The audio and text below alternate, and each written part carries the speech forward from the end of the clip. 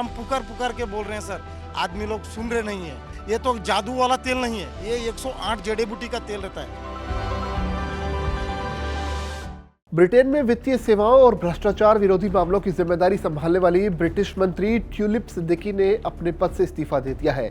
उन्होंने ये फैसला पिछले साल बांग्लादेश की प्रधानमंत्री के पद से हटाई गई अपनी चाची शेख हसीना के साथ अपने वित्तीय संबंधों को लेकर उठे सवालों के बाद लिया है। 42 साल की ट्यूलिप सिद्दीकी ने किसी भी गलत काम करने से इनकार किया है। ब्रिटेन के प्रधानमंत्री कीर स्टारमर ने भी पिछले सप्ताह उन पर अपना भरोसा जताया था। हालांकि 2 महीनों में दूसरी बार किसी मंत्री का इस्तीफा स्टारमर के लिए बड़ा झटका है। ब्रिटेन में पिछले साल जुलाई में हुए आम चुनाव में उनकी लेबर पार्टी की जीत के बाद से ही स्टारमर की लोकप्रियता में गिरावट आई है। ब्रिटेन में चुनाव के बाद ट्यूलिप सिद्दीकी को वित्तीय सेवाओं की नीति का पोर्टफोलियो सौंपा गया था। इनमें मनी लॉन्ड्रिंग के खिलाफ उपायों की जिम्मेदारी भी शामिल थी। स्टारमर को लिखे अपने इस्तीफे में ट्यूलिप सिद्दीकी ने कहा कि उनका पद सरकार के कामकाज के लिए ध्यान भटकाने वाला हो सकता है। उन्होंने सोशल मीडिया प्लेटफॉर्म एक्स पर लिखा कि एक स्वतंत्र समीक्षा ने पुष्टि की है कि मैंने मंत्री स्तरीय आचार संहिता का उल्लंघन नहीं किया है और ऐसा कोई सबूत नहीं है जो ये दर्शाए कि मैंने अनुचित तरीके से काम किया है। वहीं सरकार के नैतिकता सलाहकार ने कहा कि ट्यूलिप को अपने परिवार के बांग्लादेश से जुड़े संबंधों के संभावित जोखिमों के प्रति ज्यादा सतर्क रहना चाहिए था। उधर स्टारमर ने ट्यूलिप की जगह एमा रेनोल्ड्स को नियुक्त किया है। एमा अभी तक सरकार में पेंशन मंत्री का जिम्मा संभाल रही थी।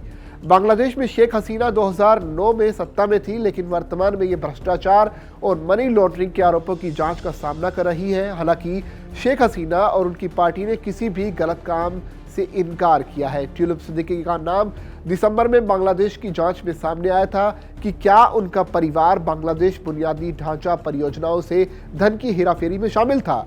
भ्रष्टाचार विरोधी आयोग ने 12.65 बिलियन अमेरिकी डॉलर के परमाणु ऊर्जा अनुबंध के आवंटन में अरबों डॉलर की वित्तीय अनियमितताओं का आरोप लगाया, जिसमें कहा गया कि शेख हसीना और ट्यूलिप सिद्दीकी को इससे लाभ हो सकता है।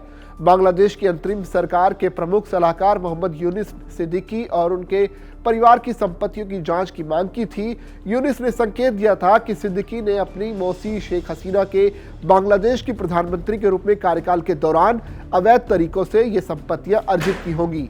टाइम्स अखबार को दिए गए एक इंटरव्यू में यूनिस ने सिद्दीकी और उनके परिवार को उनकी मौसी की अपदस्थ सरकार के सहयोगियों द्वारा गिफ्ट में दी गई संपत्तियों के उपयोग की निंदा की।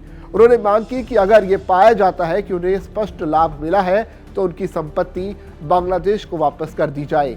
यूनिस ने कहा कि यह साफ तौर पर डकैती है। उन्होंने पिछली सरकार पर धोखाधड़ी के जरिए धन की हेराफेरी करने का आरोप भी लगाया, जिसका देश पर लंबे समय तक असर पड़ा है। यूनिस के इंटरव्यू को प्रकाशित करने के लिए एक दिन बाद ब्रिटिश अखबार ने रविवार को एक और खबर छापी, जिसका शीर्षक था कि बांग्लादेश नेता की फटकार के बाद ब्रिटेन के प्रधानमंत्री से ट्यूलिप सिद्दीकी को बर्खास्त करने का आग्रह है, तो जिसके बाद ट्यूलिप सिद्दीकी ने अपने पद से इस्तीफा दे दिया है।